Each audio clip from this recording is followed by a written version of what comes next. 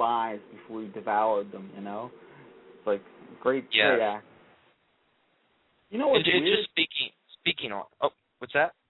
Let me interrupt. His death, did you know when he wasn't even listed, like, on his death certificate read that, because he, you know, it was during the Depression a lot of these movies were made, he had actually even worked in a place where he built weapons for the war. He had actually worked in a factory, and that was what was listed on his death certificate.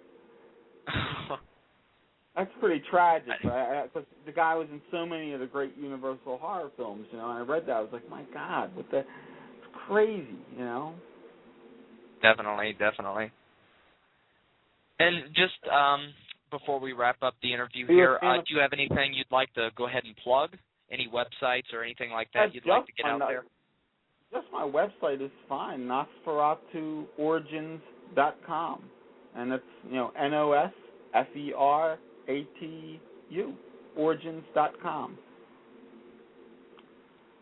Okay, and are you a fan of the old Universals as well? The old what? I guess you are a fan of the old Universal horror films as well, then. Oh, yeah. Yeah, definitely a range there.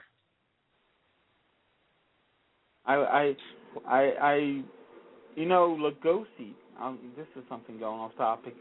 Lugosi actually was supposed to have worked. He ended up working with Murnau on a silent version of Dr. Jekyll and Mr. Hyde.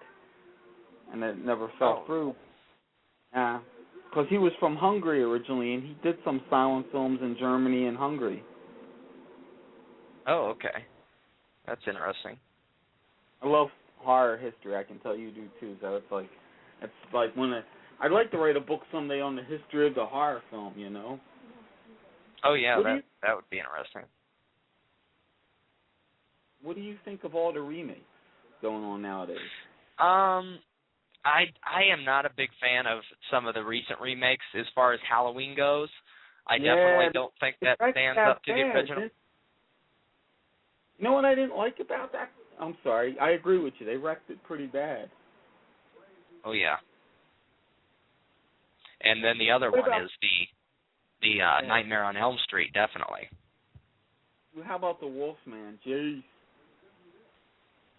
Did you see the remake of the Wolfman? No, I actually didn't see that one. Have you seen that one? No, I don't see it, man. That hurts to watch.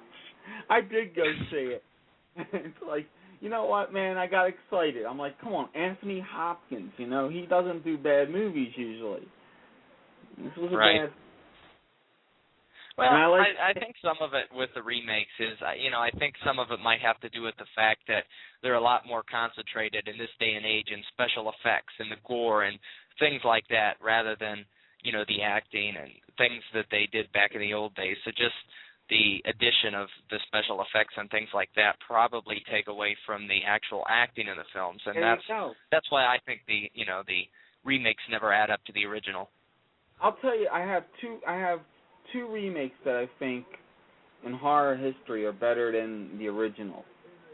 I think Jeff Goldblum, the remake of The Fly, that is one of my favorite remakes.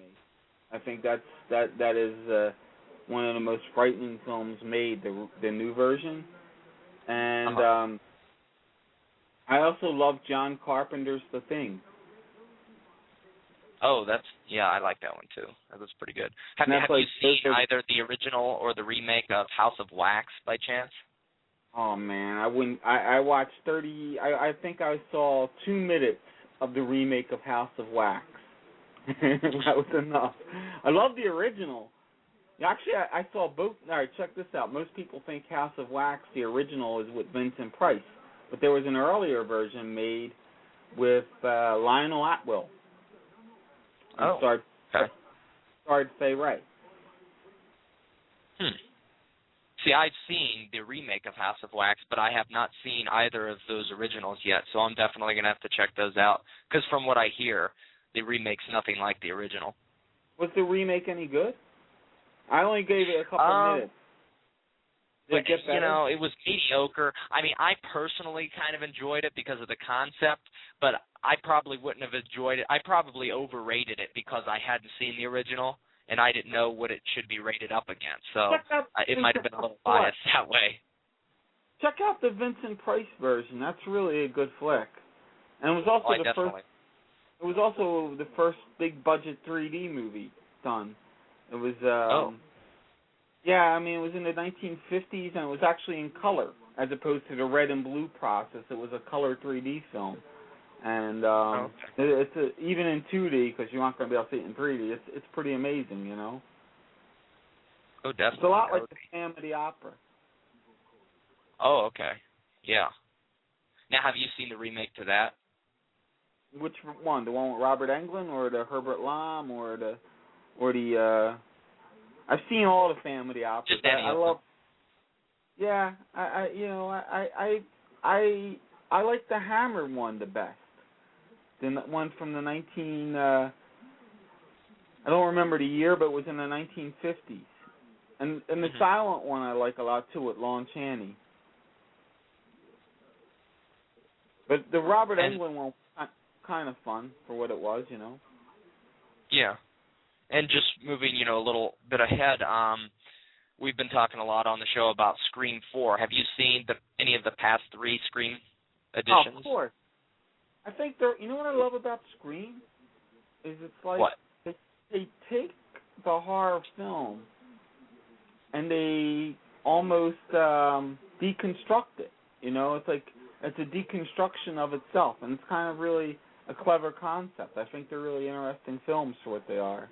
The first one's the best, but they're all fun, and it's like they're clever deconstructions of themselves. You know, I mean, what was neat is he added an intellect to a genre that had fallen apart. You know, the slasher genre was like, you know, Jason's gonna slice and dice, but he actually made it somewhat intelligent. He put a bit of a twist into it, and it was nice. I mean, Wes Craven, did you know he used to be a literature professor?